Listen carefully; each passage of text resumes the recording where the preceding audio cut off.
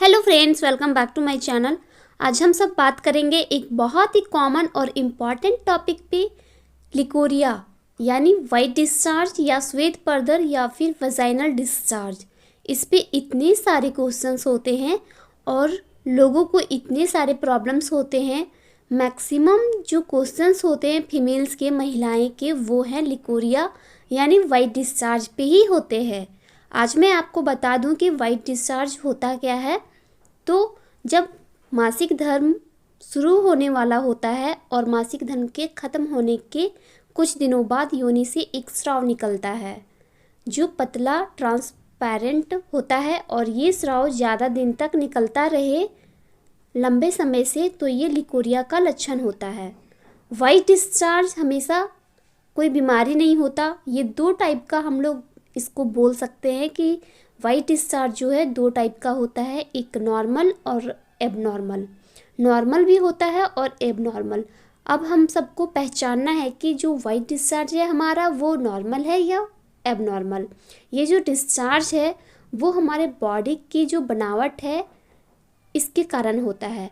उसमें जो वजाइना है हमारे बॉडी में यानी योनि में वाइट डिस्चार्ज क्यों होता है। पहली बात तो वाइट डिस्चार्ज यूट्रस के अंदर यानी बच्चेदानी के अंदर से नहीं आता। ये जो डिस्चार्ज बनता है योनि में या फिर बच्चेदानी के मुंह में यानी सर्विक्स में, क्योंकि इसमें ग्लैंड्स होते हैं। वो जो ग्लैंड्स है वहाँ पर उस एरिया पर ड्राई ना हो, उसको मॉइस्ट रखने के लिए, वहाँ गीला रखने के लिए डिस्चार्ज निकलता है। और ये डिस्चार्ज मेंस्ट्रुअल साइकिल पीरियड्स के अकॉर्डिंग चेंज होता है। अब जैसे पीरियड्स आए तो 5 दिन तो ब्लड आया, 4 या 5 दिन उसके बाद 4 से 5 दिन बिल्कुल ड्राई रहता है, बिल्कुल डिस्चार्ज नहीं होता है। उसके बाद जब ओव्यूलेशन का टाइम आता है, जिस समय अंडा फूटने वाला होता है यानी 10 से 14वें या 15वें दिन के बीच, इस बीच में बहुत ज़्यादा वाइट डिस्चार्ज आता है। म्यूकॉइड म्यूकस की तरह, बोले तो बिल्कुल अंडे की तरह वाइट होता है। इसके बाद जब ओव्यूलेशन हो जाता है तो वापस डिस्चार्ज कम हो जाता है, थोड़ा थिक हो जाता है, थिकिस हो जाता है। ये भी नॉर्मल होता है। तो आपको समझना है कि आपको किस तरह के डिस्चार्ज में किस समय डॉक्टर के पास जाना चाहिए। आपका डिस्चार्ज नॉर्मल है या एबनॉर्मल है। नॉर्मली जो होता है मेंसेस लड़कियों में या फिर महिलाओं में मासिक धर्म मेंसेस स्टार्ट होने से पहले या फिर मासिक धर्म खत्म होने के बाद डिस्चार्ज होता है। ये जो होता है ये नॉर्मल होता है। ये वाइट डिस्चार्ज आपके सेफ्टी के लिए होती है, जैसे कि आँख है, नाक, कान है हमारे, ये ओपन है, ये ओपन टू एयर है, ओपन है एयर के कांटेक्ट में। वैसे ही हमारा वजाइना भी आँख, नाक और कान की तरह वजाइना भी हमारा ओपन है, ओपन टू एयर। जैसे कि नाक में कुछ बैड स्मेल या डस्ट जाती है हमारे नाक में तो इरिटेशन होता है, इरिटेशन कॉज करती है, तो हमें छींक आती है।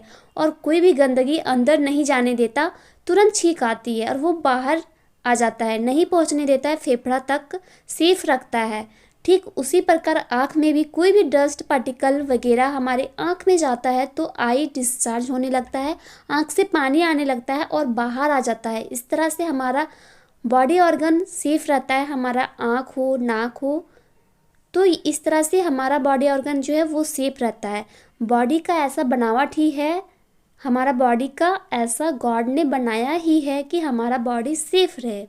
तो ठीक इसी प्रकार हमारा वजाइना में भी है और हमारा जेनाइटल ऑर्गन को बोले या फिर हमारा पूरा रिप्रोडक्टिव सिस्टम को सेफ रखता है। इस तरह से किसी तरह का इन्फेक्शन नहीं होने देता।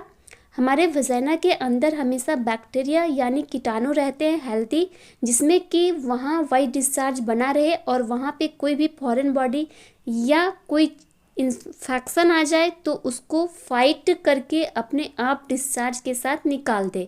जैसे कि हमने बताया नाक में या फिर आँख में कोई डस्ट पार्टिकल जाते हैं, फॉरेन पार्टिकल्स, तो उसे बाहर फाइट करके निकाल दिया जाता है। ठीक उसी प्रकार वजाइना में भी होता है, फाइट करके अपने आप डिस्चार्ज के साथ निकाल दिया जाता है। जो भी वहाँ के डेड सेल होते हैं वो वहाँ पानी के साथ निकल जाते हैं, जो वहाँ के लिए हार्मफुल होते हैं, वो बैक्टीरिया या फिर बैक्टीरिया क्यों ना हो वो बाहर आ जाते हैं। और जो अच्छे होते हैं जो वहाँ के लिए अच्छे बैक्टीरिया होते हैं, हेल्दी बैक्टीरिया वो रहते हैं जो कि इन्फेक्शन होने से बचाते हैं। यदि इन्फेक्शन हो जाए वजाइना में या बच्चेदानी के मुंह में तो आपकी डॉक्टर आपको चेकअप करके बता देगी कि लोकल इन्फेक्शन है या डीप सीटेड है। यदि लोकल इन्फेक्शन हो तो आप लोकल मेडिसिन्स लेने के बाद या जेल टैबलेट्स ले लेंगे तो आपका इन्फेक्शन कम हो जाएगा। तो ये तो लोकल इन्फेक्शन अगर है तो, और यदि डीप सीटेड है, बच्चेदानी के अंदर चला गया है इन्फेक्शन, तो फिर प्रॉब्लम्स आ सकती है। तो प्रॉब्लम्स क्या आ सकती है? आपको पेन होगा, बैक पेन होगा, नीचे पेट में दर्द होगा, आपका डिस्चार्ज वाइट नहीं होगा। जब नॉर्मल डिस्चार्ज होता है वो वाइट होता है, और जब नॉर्मल नहीं रहेगा तो डिस्चार्ज वाइट नहीं होगा, कलर आ जाएगा जैसे कि येलो, ब्राउन या ग्रीनिश हो जाएगा, या फिर डिस्चार्ज में ब्लड स्पॉट भी हो सकता है। कभी कभार डिस्चार्ज के साथ ब्लड भी आता है। एक होता है फंगल इन्फेक्शन। फंगल इन्फेक्शन यानी कि कैंडिडा, जो कि बड़ा ही कॉमन है। डॉक्टर्स को कहते सुना होगा आपने कि आपको फंगल इन्फेक्शन है। ऐसे केस में दही जैसा डिस्चार्ज होता है या फिर पनीर जैसा डिस्चार्ज, और डिपेंड करता है आपका डिस्चार्ज कि कितना ज़्यादा इन्फेक्शन है, कब से है, कितने टाइम से है। तो ऐसे केस में आपको डॉक्टर से मेडिसिन लेनी पड़ेगी। ये तो हो गया डिस्चार्ज का कलर। अब डिस्चार्ज में ईचिंग होगी, खुजली होगी। खुजली के साथ आपको यूरिन करते वक्त पेन हो सकता है, यूरिन में इन्फेक्शन हो सकता है, क्योंकि यूरिन का रास्ता वजाइना यानी योनि बिल्कुल पास है। यूरिन का रास्ता और वजाइना दोनों पास में है। कई बार दोनों इन्फेक्शन साथ साथ चलते हैं। कभी कभी क्या होता है कि जो डिस्चार्ज है उसमें स्मेल आना शुरू हो जाता है। एक नॉर्मल बॉडी ऑर्डर तो रहता ही है सारे इंसान में, चाहे वह यूरिन हो या स्टूल हो या फिर पीरियड्स में जो ब्लड आते हैं, नॉर्मल ऑर्डर होते हैं। इस तरह से ही आपके वजाइना से जो कि नॉर्मल है, यदि आपके इन्फेक्शन नहीं है तब भी स्मेल रहती है। आपके वजाइना में इन्फेक्शन नहीं है तब भी स्मेल आती है, क्योंकि वहाँ के जो ग्लैंड्स हैं, जैसे बार्थलिन ग्लैंड्स आपने सुना होगा, इसका एक पर्टिकुलर ऑर्डर होती है, एक स्मेल होती है। लेकिन ये स्मेल बहुत ज़्यादा हो जाए जो कि आपको या आपके पार्टनर को प्रॉब्लम होने लगे, तो इसका मतलब आपको इन्फेक्शन हुआ है। इस टाइम आपको डॉक्टर के पास जाना चाहिए चेकअप के लिए। अब आते हैं आपको लिकोरिया क्यों होता है।